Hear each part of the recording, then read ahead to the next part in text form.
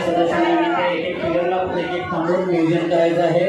बोलक्याने कृपया पुढे